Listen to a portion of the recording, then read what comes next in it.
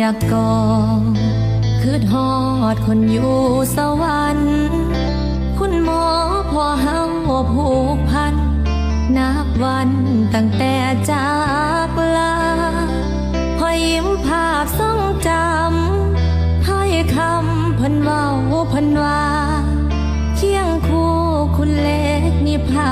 อยู่น้ำตามันไหลรินเห็นโค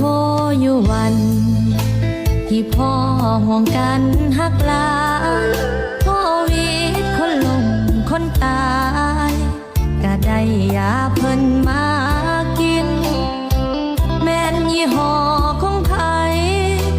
คือบ่ถึกใจถึกลิ้นเหมือนหมอเซ็งแค่ได้ยินก็นึกถึงกลิ่นหอมสมุนไพร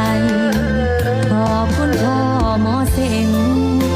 เพิ่นเก่งในใจดีคักให้ลูกพากันหูจากวางหลักอย่างตามเป้าหมายได้มีอยู่มีกิน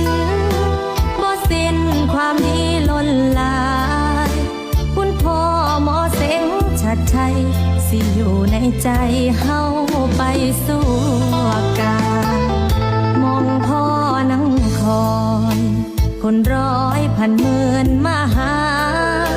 ให้พ่อเบิ่งมาลูกมาหมอเทวดาประทานสาธุเด้อคุณพ่อหมอเซ็งยังเป็นตำนานผู้ใดก็บ่เทียมทานขึ้นชื่อเชี่ยวชาญเรื่องสมุนไพร